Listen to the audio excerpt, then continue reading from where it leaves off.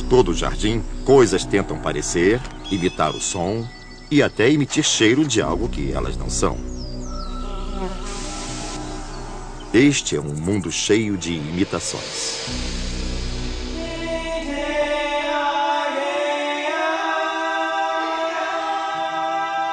O mundo secreto dos jardins. Mimetismo no jardim. Distribuição Sinapse.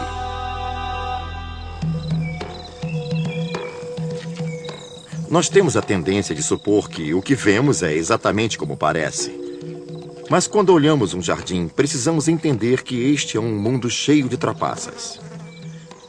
Aqui, muitas criaturas tentam parecer alguma coisa que elas não são.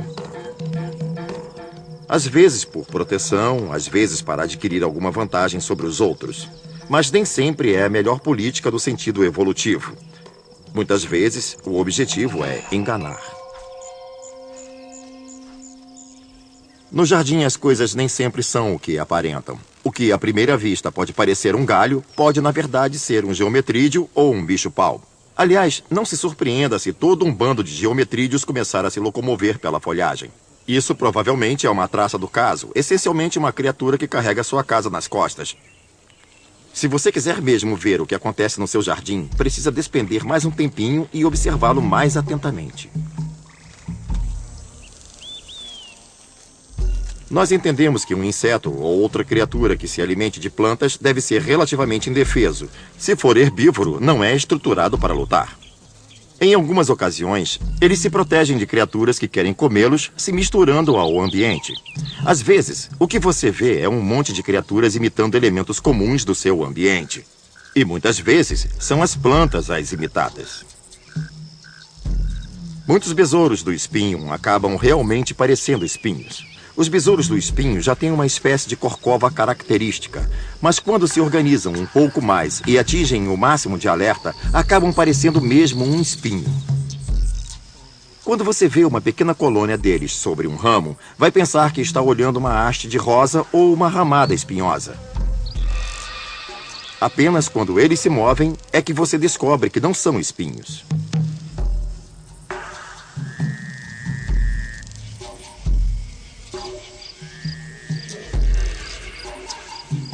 Um outro artifício que usam é parecer um pedaço de pau. Por exemplo, o bicho-pau se move por entre as folhagens, alimentando-se de folhas. Mas se um predador chega perto dele, em geral fica completamente imóvel. E se a copa da árvore estiver oscilando, os galhos balançando com a brisa, ele se deslocará para frente e para trás, de forma a parecer que faz parte da natureza estrutural daquela planta.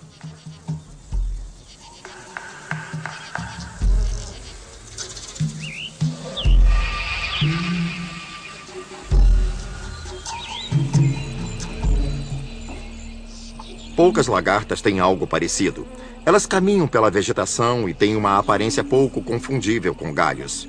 Mas quando você mexe nelas, costumam ficar imóveis. Se a solução for ficar parada no lugar, então é isso que elas fazem. Não existe somente a camuflagem pela cor. Existe também a camuflagem pela postura.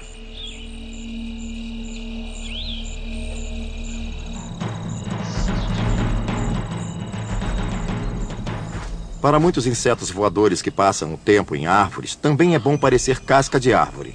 Aliás, grande número de mariposas tem a parte inferior das asas coloridas. E quando as fecham ao descansar, vemos uma estampa malhada de verde e marrom e talvez algumas riscas prateadas aqui e ali que as fazem parecer sulcos do caule. Elas podem virtualmente desaparecer. Elas pousam, fecham as asas e você não as vê mais. Isso significa que o mundo é cheio de fraudes. E o mimetismo, nesse artifício de fingir ser alguma coisa que não se é muito mais comum do que as pessoas imaginam.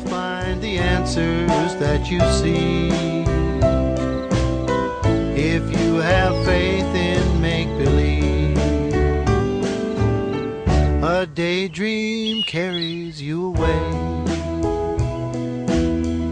but it can still come true someday. Who knows the wonders you can weave if you have faith in make-believe.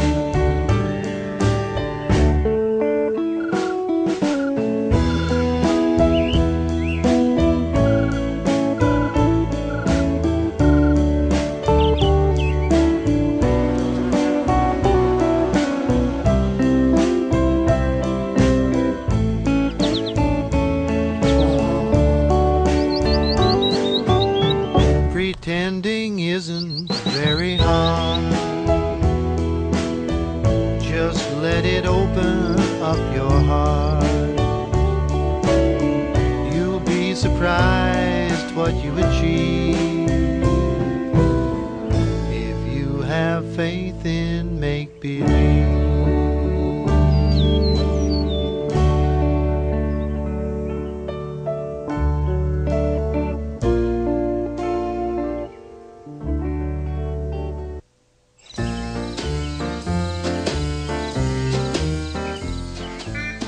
Mimetismo é o que os insetos usam para parecer o que não são. Há muitas razões para se fingir ser uma outra coisa. Muitas criaturas, por exemplo, tentam tirar proveito da proteção que lhes dá para parecer algo mais perigoso do que são. Existem moscas, por exemplo, que parecem vespas ou abelhas. É bom parecer com elas porque têm ferrões. E moscas não. Para imitar uma abelha, é preciso ter uma cintura mais larga, talvez um corpo com pelugem e o jeito típico de se mover da abelha.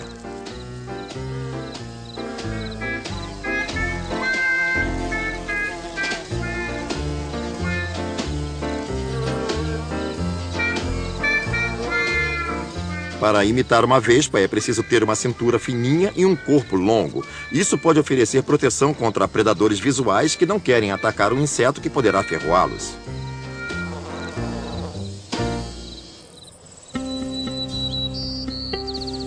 Ao olhar uma criatura como o inseto, você também precisa entender que ele tem diferentes estágios no ciclo de vida. É comum que a mesma espécie imite diferentes partes do mundo em que vivem nos diferentes estágios. O ovo, por exemplo, é uma coisa ainda pequena e difícil de se ver. E se for possível parecer como se fossem pequenas protuberâncias na vegetação, ou imitar ter pelos, ou alguma coisa assim, por que não o fazer?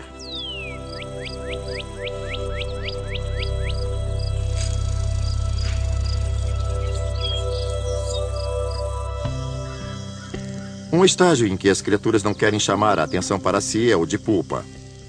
Antes de emergir, quando estão na crisálida ou no casulo, geralmente não são capazes de se defender.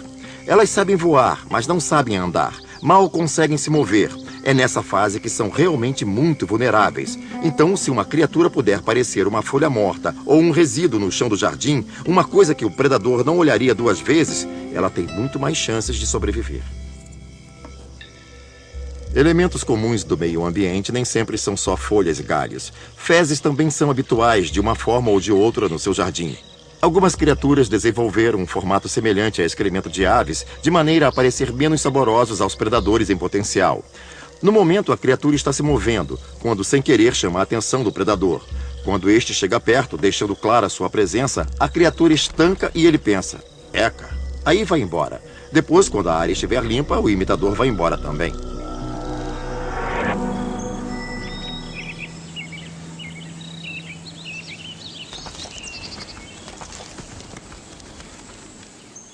Para muitas criaturas, sobreviver significa confundir-se com o cenário para evitar que predadores as avistem. Por exemplo, essas corças não têm a velocidade e o tamanho de um cervo adulto, então, essencialmente são indefesas. Dependem inteiramente de ter coloração marrom como pintas brancas para que possam imitar as folhas caídas no chão da floresta à luz do sol. Essencialmente, elas desaparecem.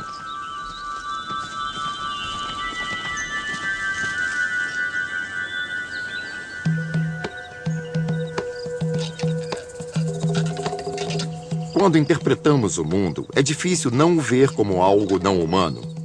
Quando pegamos uma criatura e a isolamos, olhamos e pensamos, como pode sua coloração ser utilizada como camuflagem?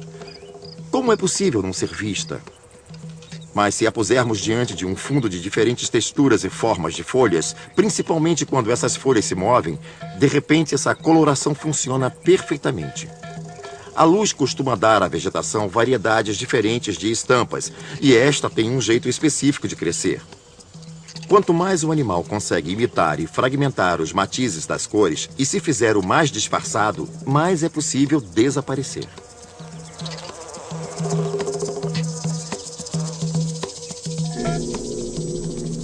Às vezes as criaturas querem se confundir com o cenário, não porque querem fugir de predadores, mas porque querem ser predadores. Elas querem se misturar ao ambiente para surpreender a presa.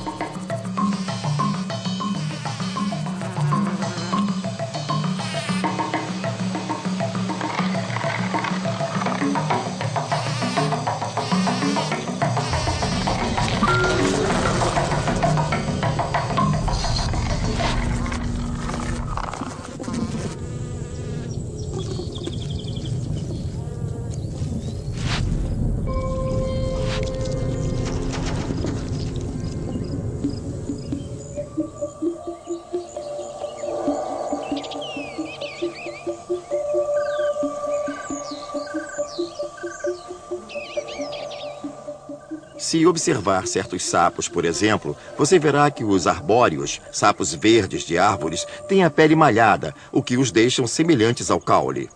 Eles podem ficar parados ali, imóveis e discretos, que você sequer vai notá-los.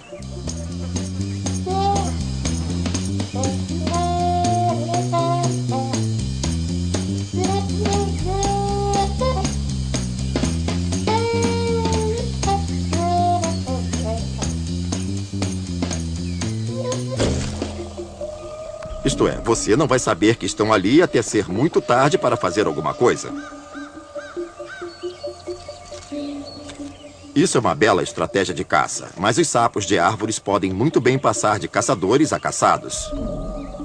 O mimetismo também tem esse lado, mas quando o animal está quieto, esperando a presa, ele também pode não ser a presa de mais ninguém, pois não é visto.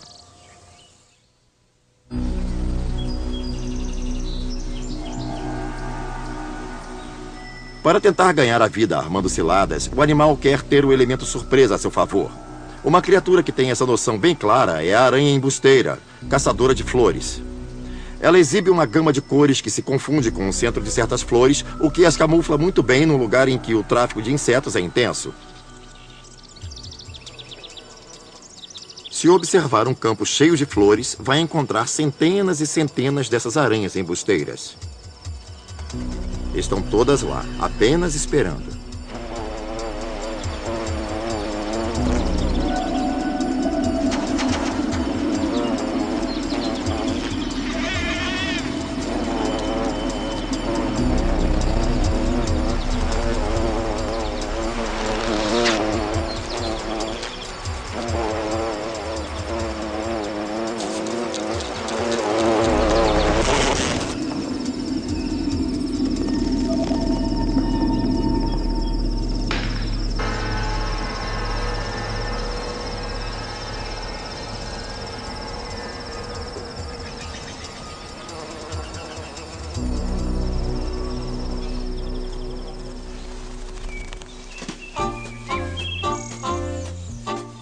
Às vezes, quando se imita coisas, não é preciso ficar igualzinho a elas. O que importa é a primeira impressão, que faz com que o predador vá embora ou hesite para dar o tempo de escapar. Algumas espécies de lagartas lembram vagamente uma cobra.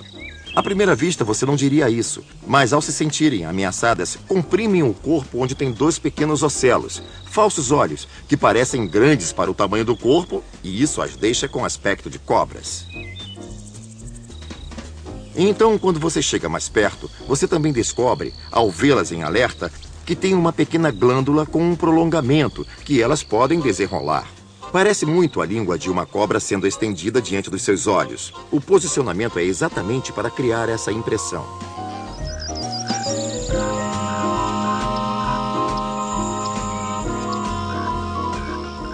É comum também essas lagartas segregarem substâncias dessas glândulas, dessas coisas que parecem línguas, que, mesmo sabendo que não são de cobra, continuamos achando desagradáveis. Do ponto de vista de um predador, por que se incomodar com coisas que tanto podem ser um risco como apenas terem gosto ou cheiro ruim? Olhos falsos são muito comuns no mundo dos insetos. Muitas espécies de mariposas e borboletas desenvolveram ocelos. Algumas lembram assustadoramente uma coruja. A mariposa, por exemplo, quando está descansando, baixa as asas anteriores sobre as posteriores. Imagine que uma criatura esteja procurando o que comer e, de repente, olha e se surpreende com uma coruja olhando para ela. Vai correr dali.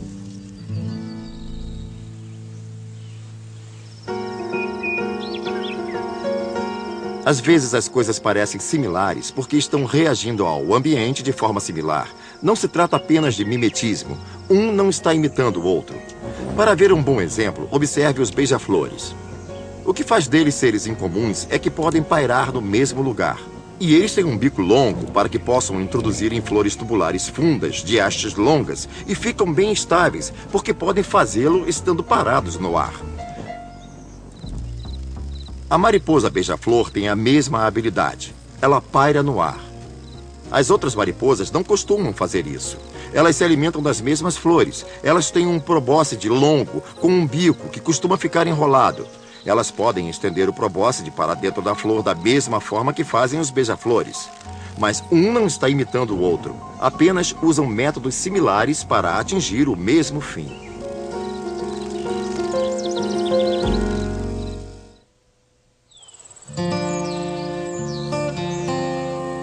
Às vezes, uma criatura não imita o ambiente e, por isso, precisa fazer um grande esforço para armar uma situação em que se confunda com o cenário. Por exemplo, no caso das traças do saco, elas costumam acumular detritos. Elas os coletam e os colocam à sua volta. Assim, confundem-se com a vegetação, porque usam a vegetação local que lhes pareça apropriada. E ela os esconde.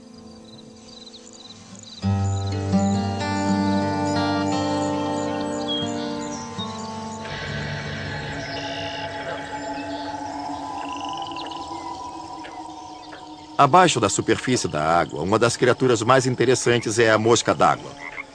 As moscas d'água andam por aí vestindo uma roupa de gravetos e folhas para que pareçam detritos no fundo do seu lago. Você só as percebe quando parte daquela cena se levanta e se afasta. Aí você pergunta, o que era aquilo?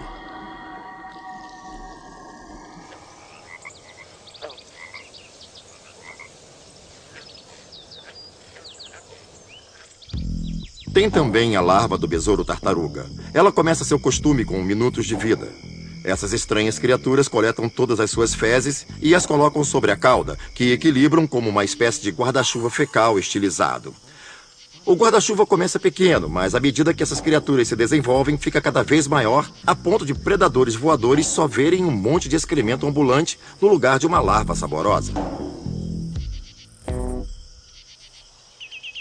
Mas no seu jardim não são apenas seus olhos que são enganados. O tordo dos remédios também engana seus ouvidos. Os machos imitam uma variedade de sons para atrair a fêmea.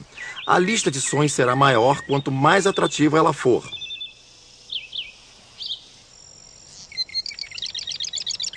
O que o tordo dos remédios pode incluir no repertório é incrível.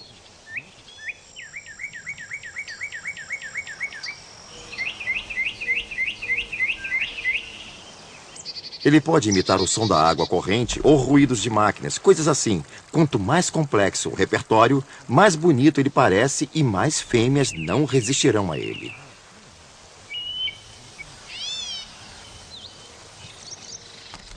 Exibir-se pode ser usado para outras coisas, além de buscar um par. Há espécies de criaturas que são sociais. Vivendo em grupos, conseguem se exibir melhor do que o fariam individualmente. Um indivíduo pode ser pequeno e relativamente indefeso, mas coletivamente, com vários parentes, pode parecer maior e talvez mais agressivo. Vê-se muito isso com os vespões. Eles vivem em pequenas colônias, relacionam-se entre si e, quando se movem, costumam fazê-lo em grupo.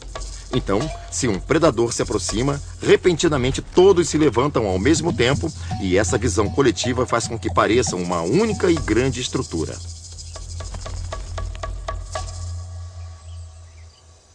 Dizem que imitação é a forma mais sincera de lisonjeio.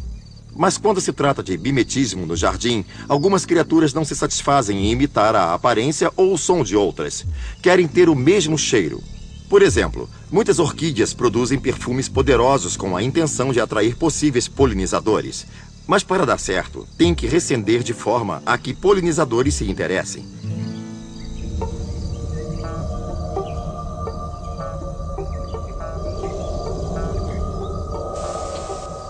No caso dessa orquídea, a flor delicadamente suave exala um cheiro que pode ser efetivamente considerado fedorento.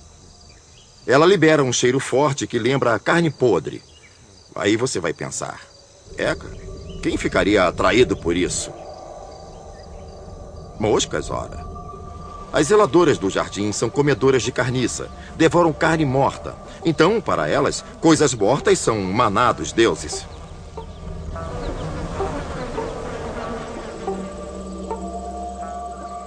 Outras plantas, como esta estapélia, vão ainda mais longe. Elas são fétidas e também parecem carne. Elas mimetizam a cor, a textura, tudo, tudo. Isso é irresistível para as moscas. As moscas voam para elas e, no processo de procurar o local certo para desovar, acabam polinizando a flor.